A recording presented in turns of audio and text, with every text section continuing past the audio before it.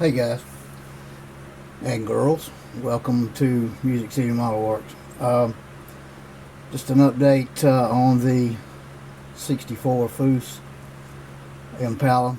Uh, haven't done a whole lot. I work for the local government water utility here in Nashville, and uh, we, like, probably, I don't know, 75% of the nation has been bombarded with sub-freezing temperatures, and we haven't really had any snow to amount to anything here in the Nashville metro area, but it has been just absolutely bitter cold. And so we have, our crews have been inundated with broken water mains to the tune of, I think we repaired 136 last week. And that's, humping it. I mean, really. So, and it's not necessarily the cold weather. Everyone thinks that when it gets, down to 20 or 15 or, even worse, that, that's when you have broken water mains, and you do. But where your most amount of broken water mains occurs after the ground has been solid frozen like that for several days, 3 or 4 days, or a week or better, and then you have a sudden or a gradual rise in temperature, back up to the 30s, 40s, and like us, we had like 2 days in the 50s, and then Saturday was like in the 60s, and that's when the ground starts to thaw out. And it starts to move around, and pipes under immense water pressure that start to get bent one way or the other, or raised up, lowered, all that. It eventually something's got to give, and it's usually the water main that does. So at any rate, we've been kind of busy, and I've been that's not really my area, the water part of it, but still, we've had this. It's kind of been a domino trickle down effect. It's affected all the other processes in the kind of the scheme of things, because that has affected every process, mainly because water is our primary function, and that's providing clean, safe drinking water. So I have been just beat mentally when I get home, and I haven't had a lot of time and to really, or effort really, to want to get in here and do anything. But I have been taking my time really on this anyways. I just, I wanted to make sure everything was right on this build, just mainly because, I'm not a big fan of lowriders. I don't know if this would technically qualify as a lowrider, but I wanted it to be more of a custom type car, not necessarily a show car, but one that I'm used to building, or my preference is to build muscle cars of the 60s and 70s that have been driven, not necessarily weathered to death, but and drag cars. And so I'm not stepping outside my comfort zone per se, because I've done a lot of hot rods and show rods and street rods and that kind of thing when I was younger. But since I've gotten older, I've kind of done more of the factory stock type things, for like the Chevelles and the Malibus and the Novas and the Dodge products, Ford products, that kind of thing, that have come from the factory and are pretty much the way the factory intended them to be, as muscle cars, and without all the add-ons and and all the extra things that we do to the models now. But I've been trying to kind of get away from that, a little bit, and do something, a little bit different with it, the cars. And so that's why I kind of picked this Foose car, because first of all, my stepson bought it for me for Christmas, and secondly, I wanted to do this, and it's kind of, I didn't want to have to work to make this a low rider or to lower it. My heart's just not in it. I mean, it really isn't. If I was a big fan of low riders, probably everything I touched would be lowered, but I'm not. I mean, they look cool, and I like to watch other guys, build them. I think they're neat, but it's not something that, you know, that I prefer to do. But this car is kind of custom made for you. It's already lowered. All you got to do is pick. It's got two options of ride heights. It's got the stock option where you can build it just like it, you know, rolled off the factory, you know, showroom floor, or you can build it kind of like the way Foose intended it to be built and the way he actually did it, because it's the actual car that he did on his overhauling show. So you can choose that option, and it sets it down a little bit lower. It doesn't, you know, it doesn't have the airbags and all that. It just has, you know, a lower set of springs and all that. So, but anyways, let's get on to it. Here's what I've done so far. I put the motor together, and I went with a black block for this motor. I thought about going with the engine color. Oh, excuse me, with the engine color, with the body color, which is going to be this metallic antique copper. And it's if you remember when I showed it to you in the first video, but it's kind of hard to see. It's a kind of a, so it's a dark burnt orange, almost a burnt umber color. It's not really a typical color copper that you're used to seeing. And I've seen other cars that have been done with the copper, and I want to do something a little bit different, not just the regular copper. So I thought about doing it, painting the frame that color, and also doing the motor that color. And then I got to thinking, no, I think I'll do the frame black and the motor black as well. So what I did was I painted the block gloss black, the frame gloss black, and I did the floor pan. A satin black.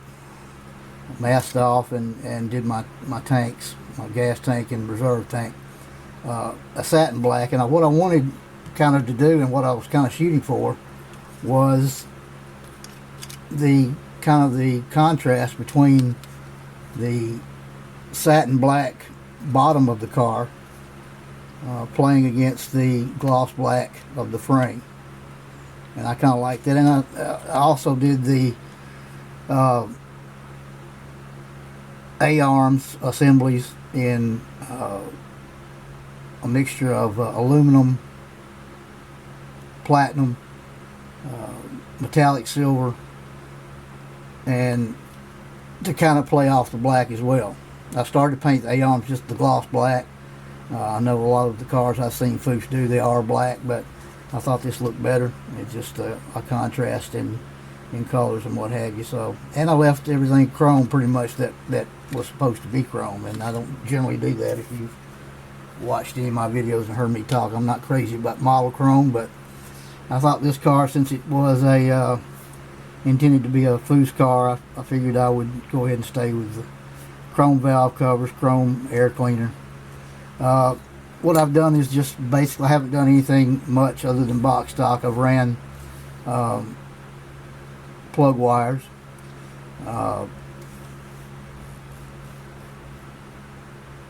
and a coil wire, and a fuel line. And if you can see it, look it up a little bit closer. I don't know if you can see that or not. See the carburetor there, and into the bottom. Probably can't see it, into the fuel pump. And so that's basically all I've done so far. What I'll probably do this week, we're not supposed to have any more really frigid cold weather. I'll probably go ahead and do the rear suspension, at least get that much done, and start on the interior. The interior is going to be a light brown, almost pretty much a tan color, and a darker color brown trim. I don't have that paint out. I had to put it up, so I'm not going to get it out. But I've got my other pieces pretty much painted, ready to go for the suspension. Here's my exhaust. Have the tail pipes, all the pipes, exhaust pipes, a mixture of the metallic silver, platinum, sterling silver, and a little bit of the gunmetal gray. I painted the mufflers a darker, added just a little. I took the same mixture and just added more gunmetal gray, and just a drop of gloss black, and to try and darken that up and give it more of a steel color to give it some contrast against the exhaust pipes. And there's my drive shaft ready to go. Got my wheel backs painted. Wheel backs painted, the aluminum mixture, and the rear axle springs, shocks, pretty much the same color. Now what I will probably do is maybe go over a light gray wash over the spring assemblies, front and rear. I've got some touch-up painting to do where I painted on the sprue and then had to cut the parts off, and there's some white showing in places that you probably can't tell it on the video, but I can see it and I know where they are, so I'll touch those up. And then kind of lightly do some washes just to show some shadows and some depth. Certainly not going to weather this one at all. It's going to stay pretty much like it would have been revealed to the owner of the car on the overhauling show. I'm kind of torn on some other things on the interior and with the wheels. I'm not going to say anything yet till I kind of make my mind up, and I may not even say anything till I do the final reveal on it. But it's coming along. I noticed there's some other guys building. I know Benny Mac's building, I think building this car too, for Dr. Cranky's calendar. I know Richie, our Saturn, has put together a really nice lowrider. Sitting up on 3 wheels with 1 wheel cocked up. Looks really good. He did a great job with that, and so I'm gonna try to do this one justice and get it done in the next couple of weeks if I can. That's pretty much it. I probably won't do another update for a week or so.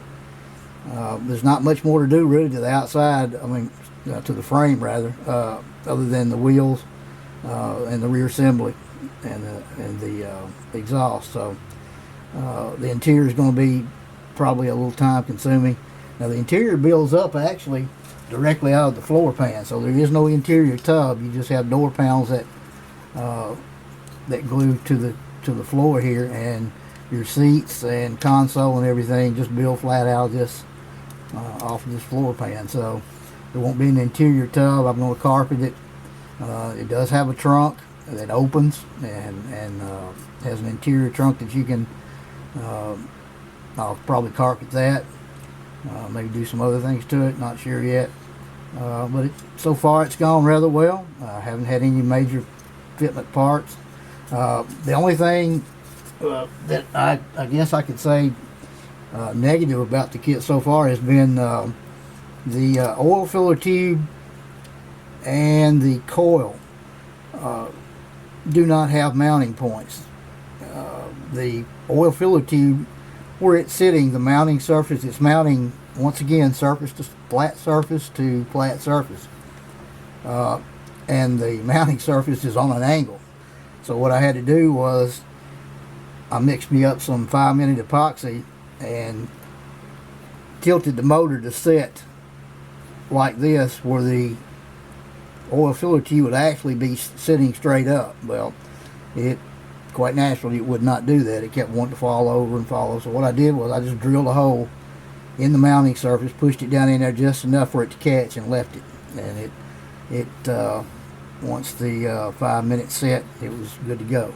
Same way with the coil. There is no mounting point for the coil. It's just sitting on a flat surface right beside the distributor.